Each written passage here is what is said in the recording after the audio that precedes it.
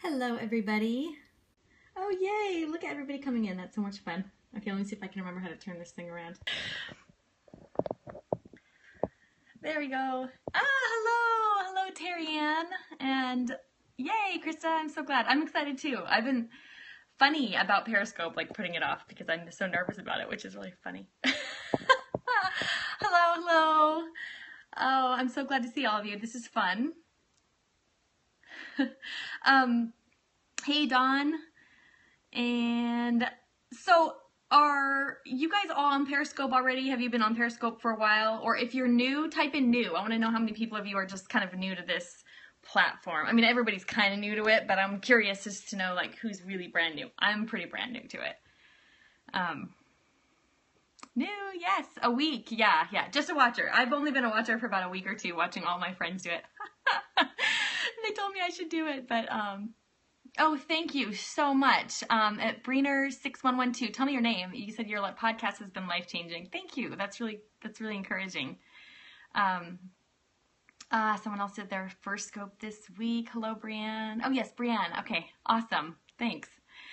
Well, I'm so glad you all made it. I wasn't sure if a Saturday was a terrible time. Saturdays are great for me because I'm not teaching my kids on a Saturday, so it's much easier for me to, like, you know, beg my husband to take the whole brood, keep him busy so I could sneak away for a little bit. Oh, you're new in the UK. Awesome. Where in the UK? Very cool. Okay, well, for those of you who don't know me, I'm Sarah McKenzie. I'm the author of Teaching from Rest, A Homeschooler's Guide to Unshakable Peace, and the creator of the Read-Aloud Revival and the host of the Read-Aloud Revival podcast. That's sort of my fun thing I like to do. People are avoiding their weekend chores to be here. Yeah, okay, well, I'm with you. I actually picked up a giant load of laundry and moved. You can't see the floor, but I was worried you'd be able to see the floor, so I picked up this giant load of dirty laundry and hid it behind my bed so you wouldn't see it. Anyway, if you're new to Periscope, let me just give you a quick rundown. You can tap the screen to give hearts, which is awesome.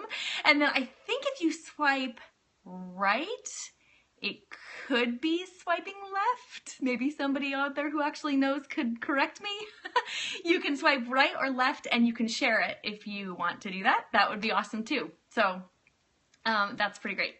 And what I wanted to talk about today is book lists because Courtney, my awesome assistant at the Read-Aloud Revival, and I just recorded a podcast the other night. And on that podcast, it's coming up in a few episodes here. What we were talking about is the difference between books that are assigned and books that are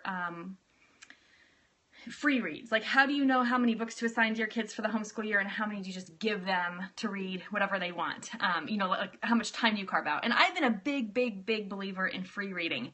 And I don't think Misty's here, but one of my best friends, Misty Winkler, has been really has had a big impact on me with this because she and her husband were both homeschooled. And she told me that for both of them, they really felt like the most important part of their homeschooling life, the thing that formed them most as they were growing up and all throughout their homeschooling years was the books that they read on their own. And I thought, that's pretty powerful because, you know, most of what we do as homeschooling moms, we feel like we're just like spoon feeding out this, you know, all these assignments and things to do. And so to know that the things that they're reading on their own are really having a huge impact on them is like, it was really freeing to me because I thought, okay, I just need to help my kids pick out really great books. But it's also, it can be a little tricky to figure out how many books to assign then and how much time to give them. I'm going to adjust my camera here a little bit. There we go.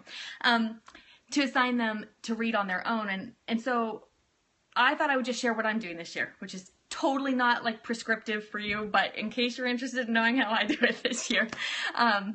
So I'm not going to talk about my 14-year-old because she's sort of just a very ambitious child. And she makes a pretty impressive book list for herself and just reads from those. But for my 12 and my 10-year-old, they're 6th and 5th graders this year, and they're both voracious readers at this point. I would not have said that at the beginning of last year, so that was like a big win for our homeschool last year, is that my 10-year-old son became a voracious reader. And hello, Uncommon Grace. Oh gosh, is that you, Grace? You didn't miss much. I was just, you know, babbling on about how I was new to Periscope and such. For anybody who's just tuning in, I'm Sarah Mackenzie from the Read-Aloud Revival, and we are going to chat about assigning books versus free reads for your kids. So how do you know what books to assign? How do you know what books to just let them read on their own?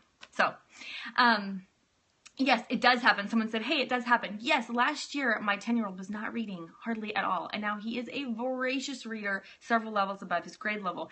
And I really think it was one of those things that we did have a good program. I'm a big believer in All About Reading. That's what we used to like help him move the needle. But I also think a huge part of it was reading aloud to him for years and years and years. And another big, huge part of it was just time. Like just letting that slow cooker do its thing. And then, you know, after a while, something clicks when their maturity kind of catches up. So, so it will happen. Just keep at it, keep reading to them. And Andrew Pudewa in the first episode of the Read-Aloud Revival talked about how his son didn't read till he was 12, and yet he is probably, he says, the most linguistically sophisticated of all the kids because he had so much language coming in through his ear because he listened to reading of audiobooks for all that time that he couldn't read himself. So that's so encouraging, right? Okay, so what I do for my my 12 and 10-year-old is I assign a few books, not very many. And I put, actually, so for this year, each of them only have 6 books. I just chose 6 like randomly. Well, pretty much I chose 6 because I thought there's about 6 terms in a year, so a book a term that I assign. And then the rest of what they read can be their own free choice. And then, of course, we read aloud together as a family. And then we go to a co-op where they have history books, you know, like living history books that they're assigned. So those are separate. So just for what they're going to read at home, I assigned 6 for this year. And I tried to pick books that they wouldn't choose themselves.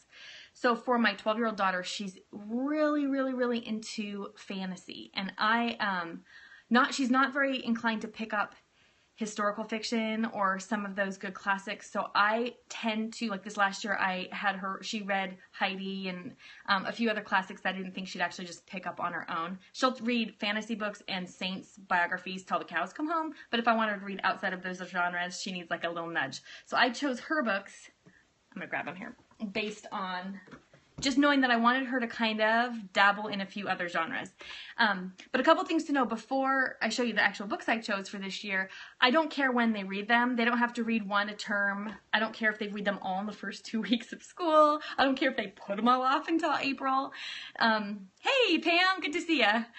We are chatting about free reading versus assigned reading in the homeschool. So yeah, it doesn't matter to me if they read them all at once or if they wait until the end of the year to read them. I just want them to have read them by the end of the school year. So I have a couple rules. I buy all the books because I don't want to have to remember to put things on hold at the library. So these 6 books, I buy them. And then I keep them in their school bin, and they can read them at any time that they want to read them. And as they read them, when they finish them, they're not allowed to move them out of their bin or mark them complete unless they come talk to me about the book. So, as an example, we haven't started school yet. We're starting on Tuesday, but I had loaded all these books into my kids' school bins, and my 12-year-old read one already. She read The Family Under the Bridge, which is a short read, but so good.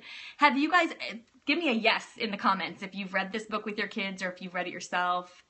Oh yeah, I'll Periscope my schoolroom. You won't be that impressed. I'm not that organized. I'm probably more organized online than I really am in real life. Okay, yeah, so this book is so beautiful. I think I found it on a Sunlight list, and it's about a homeless family in France. It's a beautiful book, and it's one that's short, but I just didn't think she'd probably pick it up off the shelf herself, so it was one that I assigned to her. So she read it, actually, yesterday and the day before she finished it. So, like, we didn't start her school year, right? And she's done with one of them. So the only requirement is you have to read it, and then you have to come talk to me about it. And to talk to me about it, I don't know how many of you have this. It's free on my site, and I'll tell you where to get it. But let's see if I can show you on the screen here. 5 questions to ask your kids about any book. Okay, this is a free guide we put together at the Read-Aloud Revival. If you go to readaloudrevival.com, you can grab it. Oh, all those hearts on the screen. I hope that means that some of you love it, because I love it. There are 5 questions in here that you can ask your kids about any book. And I mean from, like, Dr. Seuss or Goodnight Moon all the way up through your high schoolers reading Dante's Inferno. I mean, you could ask these questions about any book in between. Oh, Grace, the hearts, those, you just tap the screen and tell me you like what I'm saying, and then I feel all good about it. That's what the hearts are. This guide you can grab for free at readaloudrevival.com. It's got the 5 questions, a brief explanation of those, and then at the end, usually I put these on cardstock, but I was hurrying to print this out real quick before I came on here. So there's these 5 bookmarks that have the 5 different questions, and you can just cut them out and use them in your books or give them to your kids, and they can use them in their books.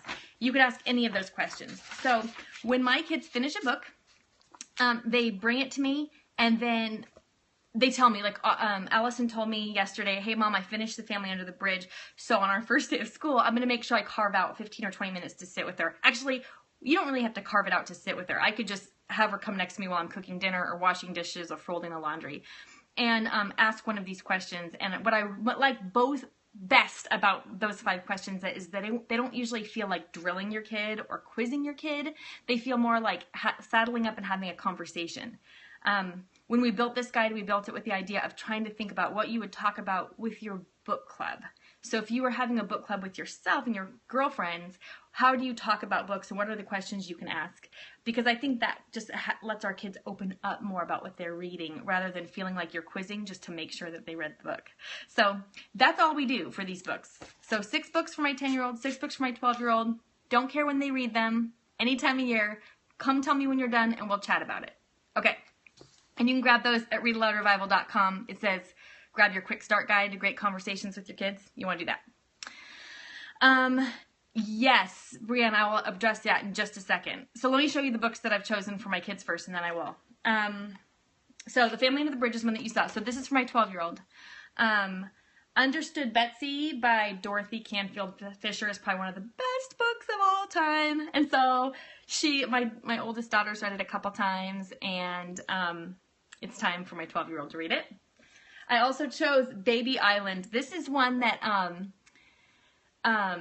Carol Joy Side. Boy, her name just flew out of my head for a second. Carol Joy Side recommended. And I love having my kids read this one because our house is crammed with babies. So for those of you who don't know, we have 3 kids under 3, or 3 and under now, I guess. They're getting older. And it kind of feels like this on the boat. Except maybe we're drowning in the water. Anyway, I thought it'd be kind of a fun read. And Carol Joy Side recommended that one.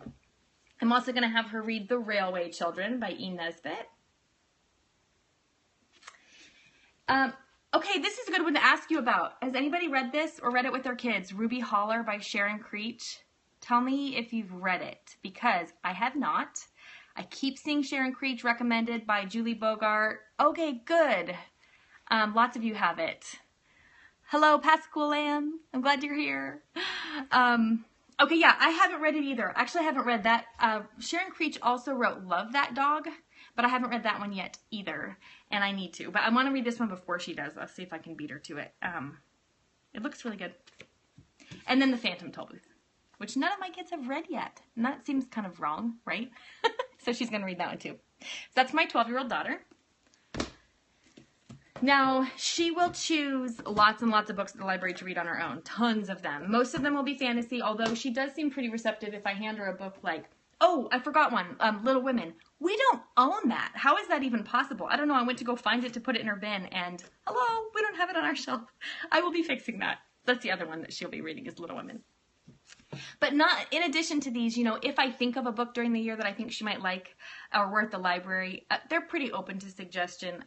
My kids are at this point, so I can usually hand them a book and they'll choose it. But these are the ones that I just kind of thought, okay, knowing where she's probably not going to pick up and maybe where she's at emotionally with her character development and just kind of just in her own growth, what books would be best for her.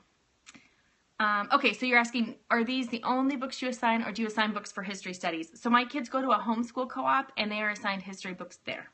They are assigned, I think, 6 or 8. We're kind of on a less but better sort of idea around here, so we don't like to assign like huge lists. But, okay, sorry, I'm trying to read the comments before they disappear. So they do get assigned history books. I don't assign their history books. And I totally just forgot the other questions that were set. Okay, if you just sent a question, send it again and I'll watch the screen really carefully. Sorry.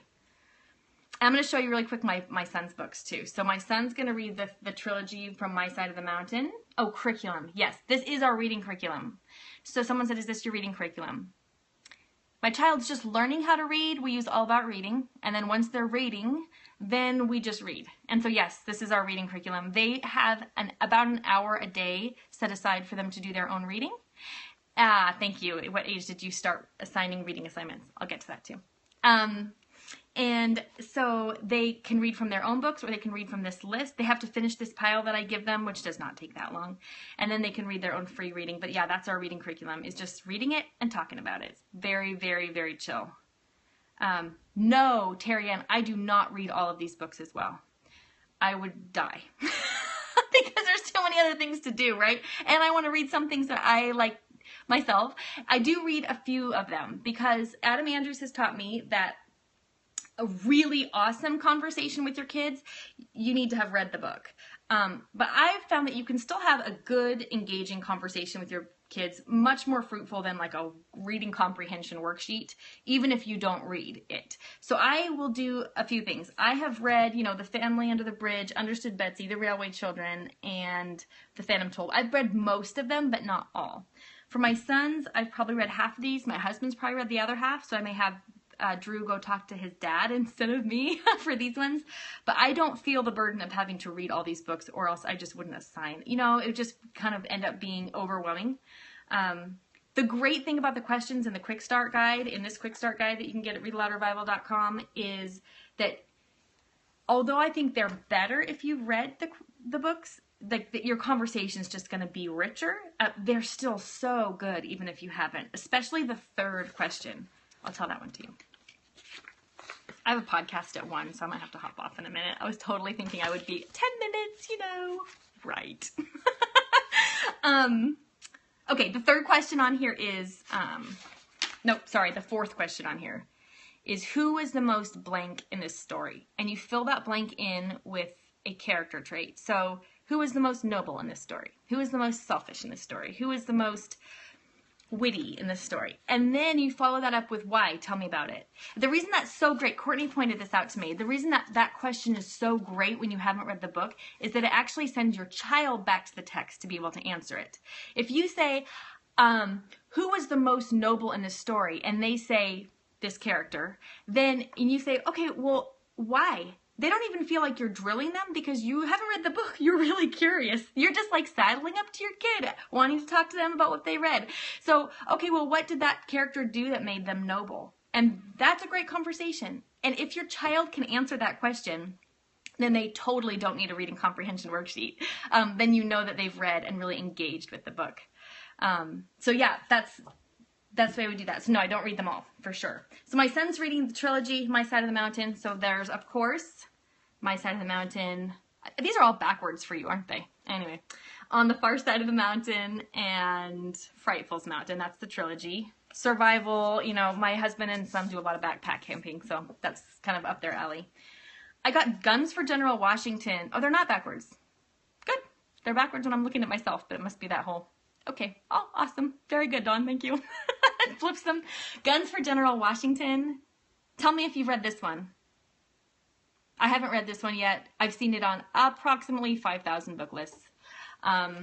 Seems like it would be a very good book for kind of that. Oh, you know where I saw it? One of the books I saw was, the list I saw it on was Cindy Rollins has a book list on Circe for books that inspire virtue in your boys, and I think that's where I got this one. So, oh good, Don's in your basket for the year too. Yep.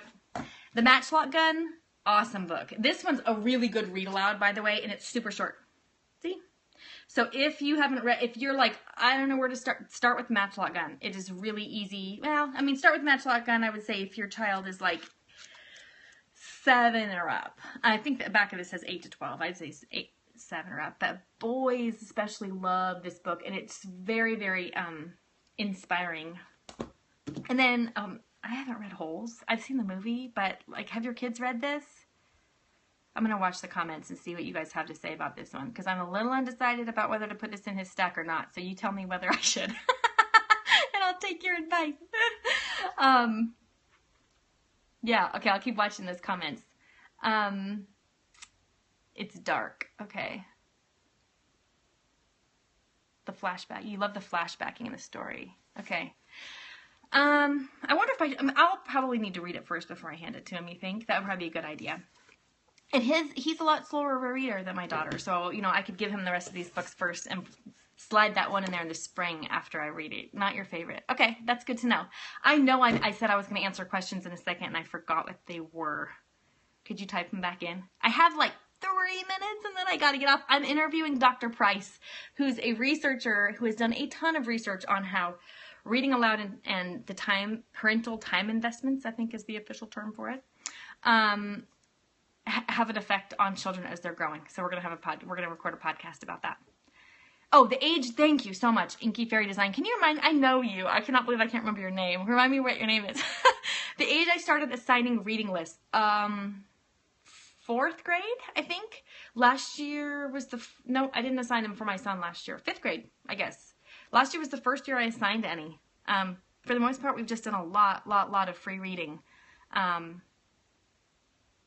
So, okay, I'm just peeking to make sure. My 12-year-old doesn't like reading. Any advice? Yes, Brianne. I think we just need to get the right book. Son, did you say it was a son earlier or a daughter? I think a lot of it has to do with getting the right book in front of them. And then I also think if I had a child who didn't like reading, well, does he like to be, so Brianna, my next question is, okay, you started to do more read aloud. Does he like that? Does he like reading aloud? Son. Okay. Does he like reading aloud? Because I'll tell you what, on the first episode of the Read Aloud Revival podcast, and you can find that at readaloudrevival.com, just look for episode 1. Andrew Pudewa talks about, okay, he says if you have a tween or a young teenager who doesn't like reading, but he likes being read to or likes audiobooks, just do that. And then you kind of need to like let them find a book that will trigger that kind of insatiable thirst for more. Oh, you did. Oh, good. You did listen to it a few days ago. So the other thing is we need to find some good book lists for you, because I'm thinking maybe we just haven't found the right genre yet for him that would like inspire his love of reading. He went to the library right away. That's awesome. Misty's here. I was talking about you, so you're going to have to watch the replay, Misty. I was totally talking about you earlier. Okay, Dawn says, okay, this is for Brianne. Dawn says, try the Hobbit audiobook. It's so engaging. By Rob Inglis. Yeah, that's the one that we have too. Yeah, you're on the hunt for a book list. Do you know, have you been to this is a crazy recommendation. Have you been to JM Kremps? Is that what it's called, ladies? jmkremps.com? It's like like everything boy website. They have book recommendations there. I went there to look for book recommendations for my son. So, how do you watch the replay? Okay, after I'm done here, which I have to wrap up because Dr. Price is probably waiting for me to call him. After we wrap up, you can just click on it. I think it'll just appear. I'm so new to Periscope. I'm pretty sure it just appears in your little feed, and you could just watch the replay. It'll be here for 24 hours, and then it disappears, and I'll have to put it on YouTube or something. Figure out what everybody else is doing. JM Kremps, yes. Yeah, jmkremps.com. They actually have great book recommendations in their book section for boys. So I totally have to jet. Hey, hit follow if you haven't already, so that when I come on here, I haven't figured out a good time that I'll regularly be able to hop on. And so I might be a little sporadic for a while. So make sure you subscribe so you know when I'm on here.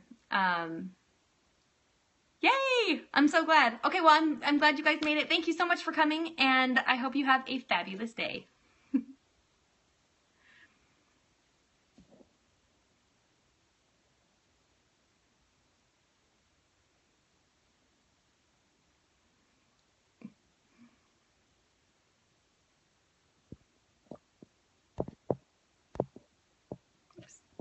I don't know how to use Periscope.